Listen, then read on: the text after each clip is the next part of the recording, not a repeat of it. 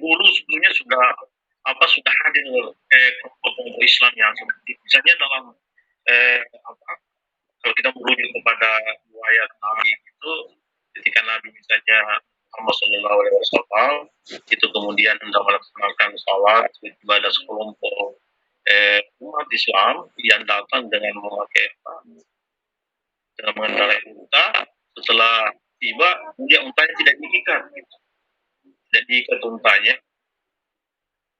kemudian ditanya kepada Nabi kenapa tidak ikat kemudian kepada Tuhan gitu nanti Tuhan katanya yang jaga untanya gitu. Nah ini kan contoh sebenarnya ada pemahaman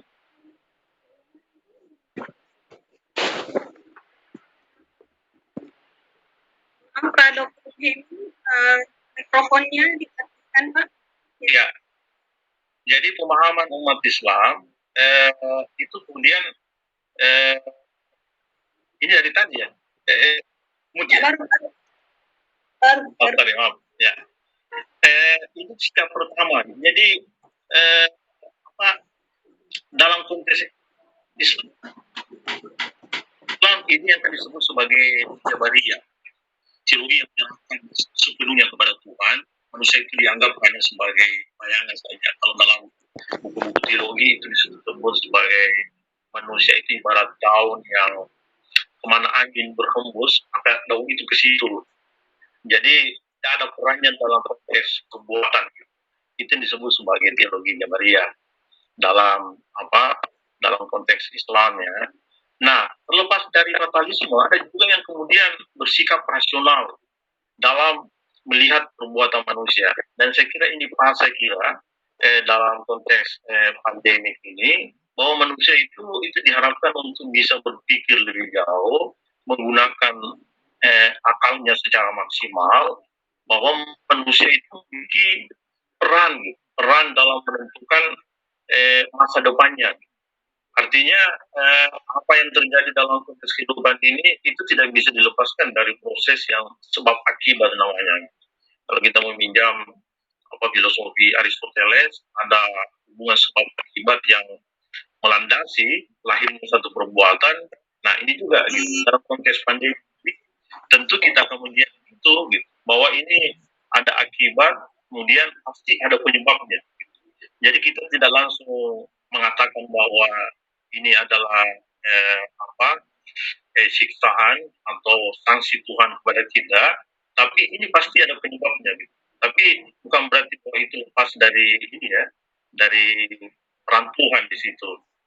Kemudian yang ketiga, ada kelompok yang sifatnya modern gitu dalam agama. Artinya di satu sisi dia meyakini bahwa pandemi COVID-19 ini tapi pada saat yang bersamaan manusia memiliki peran untuk melakukan perubahan itu. Nah di sini perannya seperti kalau mengutip tadi penutup dari Prof bahwa ini adalah rahasia Tuhan di dalam misteri ilahi di mana manusia memiliki peran untuk menjadi bagian dari itu dan harusnya kita selalu optimis gitu. Tentu dengan doa yang kita selalu lakukan gitu. Kemudian selanjutnya slide selanjutnya saya melihat bahwa standing position saya ini sebenarnya berada pada wilayah filosofia ya, bahwa apa yang terjadi dalam konteks itu sebenarnya tidak bisa dilepaskan dari peran manusia. Itu sebabnya mengapa dalam Quran surah Ar-Ra'd 11 itu disebut innallaha la yughayyiru ma biqaumin hatta yughayyiru ma bi anfusihim. Sesungguhnya Allah tidak akan mengubah nasib satu kaum hingga mereka mengubah nasib mereka sendiri. Jadi ini relevan dengan konteks pandemi ini bahwa ini tidak cukup kalau kita hanya berdoa gitu.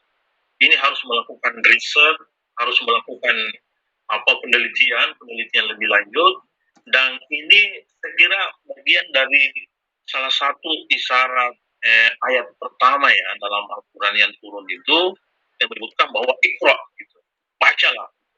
Itu maksudnya sebenarnya bukan hanya membaca Al-Quran ya, tapi teliti. Iqra bismi rabbik. Telitilah apa yang menjadi fenomena alam ini, telitilah apa yang menjadi rahasia dari alam ini, karena rahasia itu tidak bisa terungkap misalnya kalau itu tidak dibaca. Jadi membaca di sini pada ayat pertama itu mengajak kita untuk melakukan kerja-kerja ilmiah, scientific methods gitu, melakukan kerja-kerja ilmiah sehingga menghasilkan satu kesimpulan.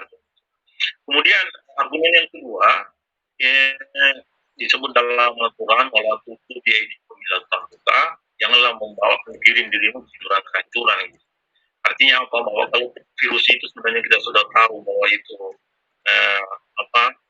melahirkan kematian gitu, menjadikan kita bagian dari korban itu, kita tidak boleh ke situ gitu. Artinya kalau dilarang untuk berkumpul, sebenarnya kita dilarang untuk mengirim pada jurang kehancuran atau kematian. Dan itu disebut dalam Al-Quran ya, ada.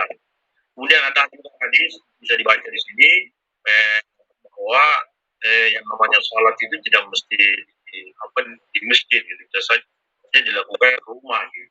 Ini saya kira memang jadi problem ya bagi masyarakat kita yang memang dari dulu suka ke masjid, dari kecil kemudian tiba-tiba ada orang tidak ke masjid gitu. Ini kan jadi problem besar nih secara psikologis ya untuk ini.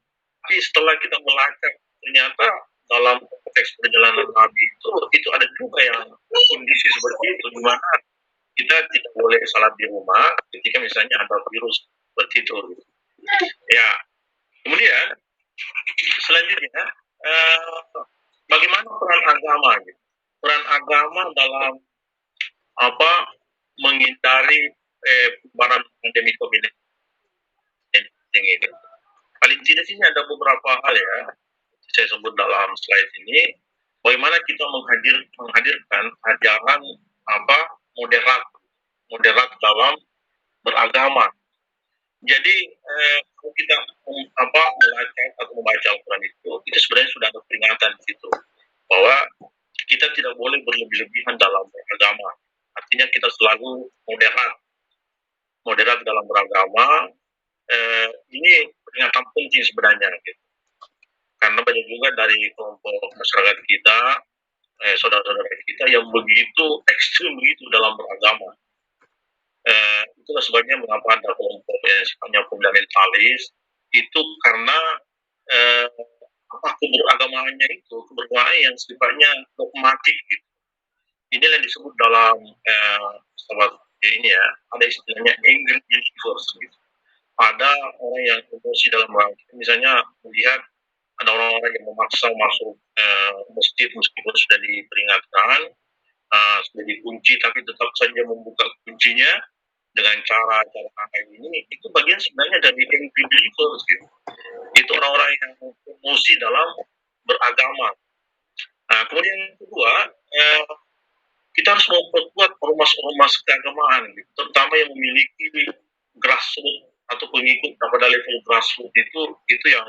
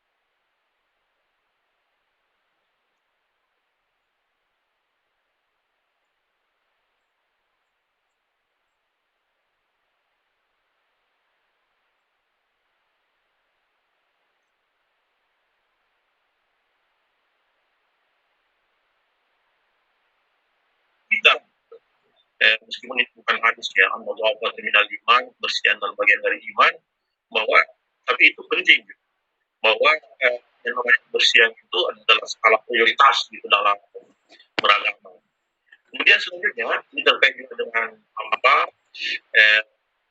bicaraan tadi Prof bahwa pentingnya makanan yang halal.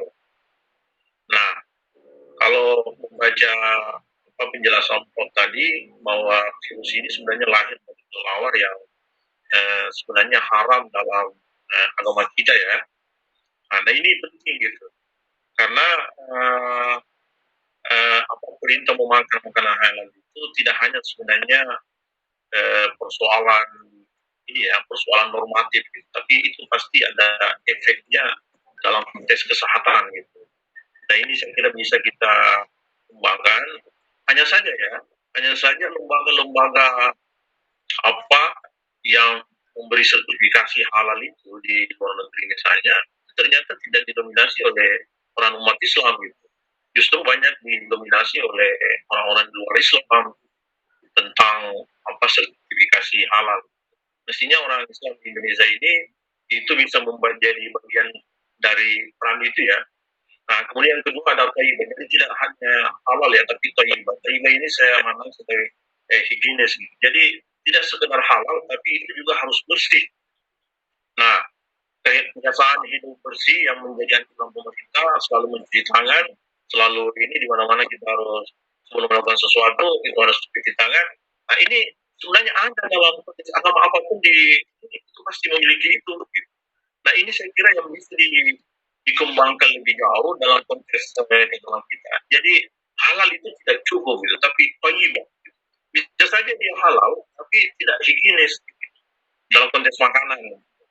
Jadi halal ini penting, dan thayyibah ini saya kira ini yang mesti kita sebagai orang yang beragama poin-poin ini yang mesti kita kembangkan lebih jauh dalam konteks masyarakat kita, terutama hubungannya dengan pandemi COVID-19 ini. Kemudian terakhir, ini saya kira sebagai kesimpulan juga, bahwa terlepas dari peran kluster-kluster atau kelompok agama kita yang menjadi ini ya, kalau saya rasakan sebagai kluster gitu dalam penyebaran ini, tapi saya kira potensi agama seperti yang saya jelaskan tadi itu sebenarnya bisa menjadi modal sosial untuk memecahkan bagaimana persoalan transmisi pandemi COVID-19 ini. Itu kalau kita misalnya bersikap wasatiyah, bersikap moderat. Jadi misalnya kemarin kita sudah ada anjuran untuk melakukan salat Jumat ya, dan itu pertama kalinya setelah beberapa bulan ini. Nah, meskipun misalnya dalam penyelenggaraan salat, misalnya imamnya selalu mengatakan saus bukakum gitu, rapatkan safmu. Tapi kan dalam konteks ini itu bukan lagi rapatkan safnya gitu, tapi longgarkan safnya. Nah, ini kalau kita fanatik dalam beragama, hal-hal yang seperti ini susah diterima. Makanya selalu kita harus bersikap moderat. Nah, untuk sampai ke situ, itu karena Islam yang sudah hidup selama 14 abad ya, 14 abad 1400 tahun, mengapa sampai sekarang itu masih tetap adaptif? Karena kira moderasi itu. Jadi Islam soal itu di zaman makanin itu sebenarnya terletak karena agama itu diletakkan pada konteks moderat. Kalau dia menjadi fanatik, dia akan menciptakan musuh di pada tempat yang lain. Nah, kemudian yang terakhir, ini saya kira terkait dengan tema Prof tadi, bahwa ini adalah misteri ilahi. Sebenarnya intinya juga bahwa manusia itu tidak boleh sombong. Meskipun bagaimana sains itu, meskipun tadi ada optimisme bahwa sains itu akan menemukan istilahnya obatnya ya, menemukan vaksinnya. Tapi paling tidak sebenarnya ini ada satu rahasia bahwa manusia itu tidak boleh sombong. Bahwa konteks perubahan kita itu adalah bagian terkecil sebenarnya dari penciptaan ini.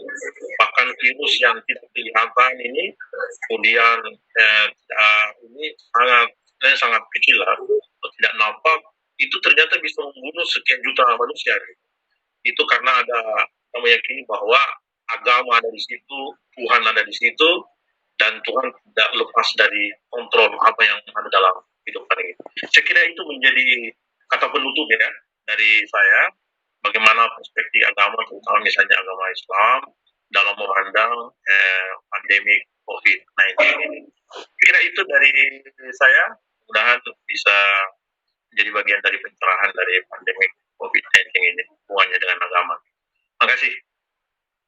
Terima kasih Bapak Dr. Henning. Baik para peserta webinar, saya tarik beberapa hal dari materi beliau bahwa ada 3 perspektif agama tentang COVID-19 ini. Ada Jabariyah, kemudian ada Mu'tazilah, dan ada Wasatiyah atau Ahlussunnah wal Jamaah. Dan beliau mengatakan bahwa dalam Al-Quran dan hadis sebenarnya sudah ada panduan tentang hal ini, misalnya tentang hidup bersih, ya, makanan yang halal dan baik. Kemudian beliau menyarankan kepada kita hendaknya kita bersikap moderat. Baik, di tengah-tengah kita sudah hadir pemateri yang ketiga. Assalamualaikum Bapak Syarif Ahmad. Assalamualaikum warahmatullahi wabarakatuh. Baik, para peserta webinar, Bapak Syarif Ahmad akan membawakan materi dengan tema Pemuda Ujung Tombak Songsong New Normal. Beliau adalah Ketua Bidang Organisasi Dewan Pusat Komite Nasional Pemuda Indonesia periode 2018-2022. Kami persilakan kepada beliau untuk membawakan materinya.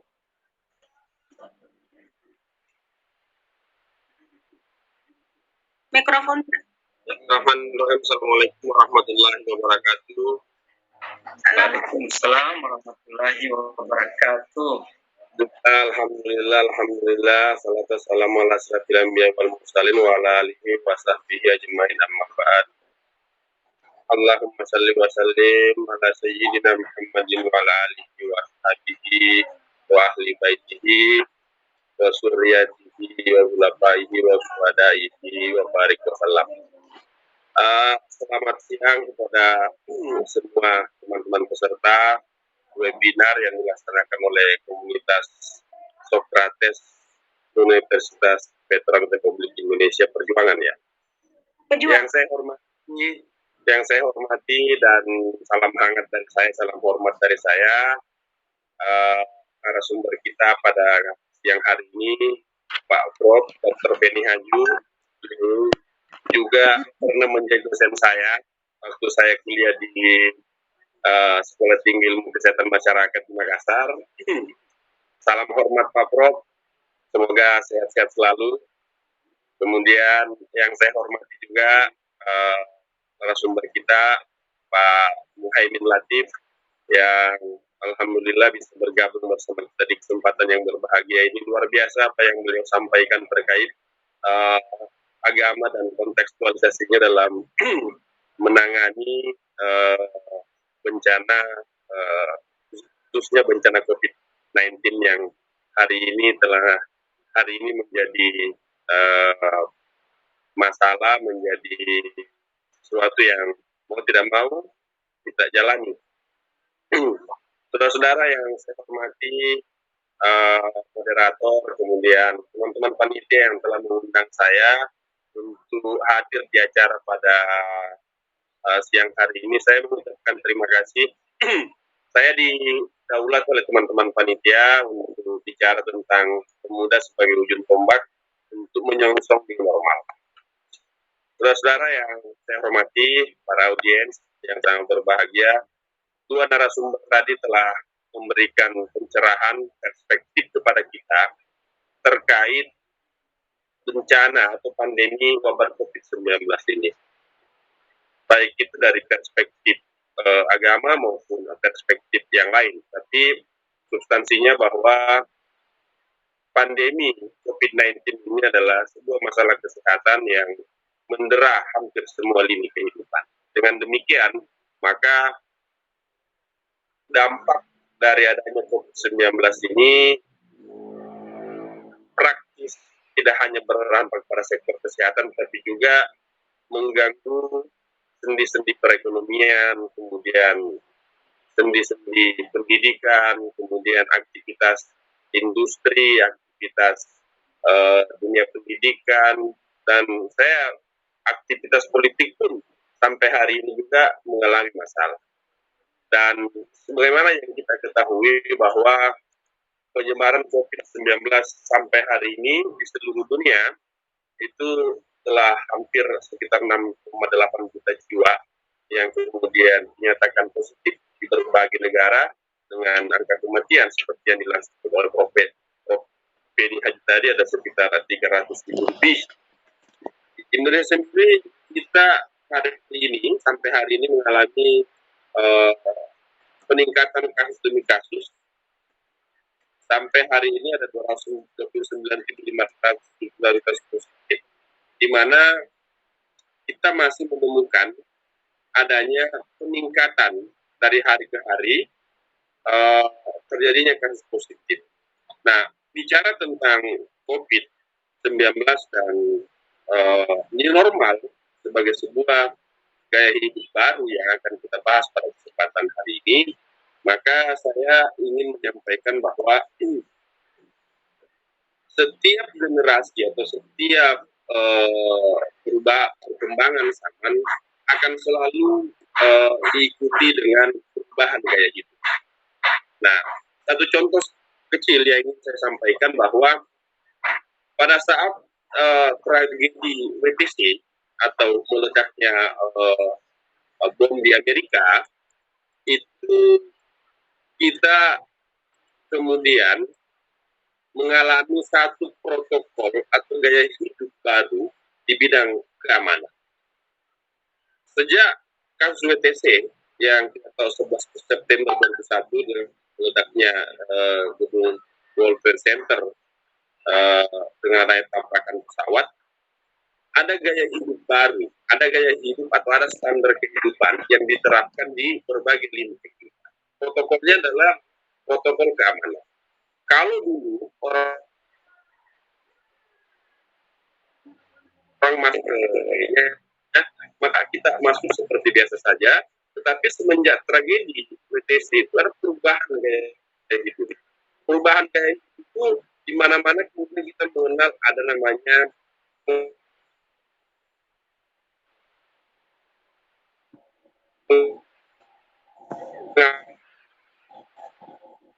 keamanan negara. Kita ada dulu itu diperiksa oleh saya. Nah, yang ingin saya sampaikan adalah perubahan gaya hidup itu pasti akan terjadi seiring dengan adanya bencana atau seiring dengan adanya ancaman kesehatan, ancaman politik. Nah, naik nyaman bagi kemanusiaan. Karena kenapa? Kita tahu bahwa COVID-19 ini memiliki resiko mematikan khususnya bagi penderita yang memiliki penyakit bawaan. Karena hampir semua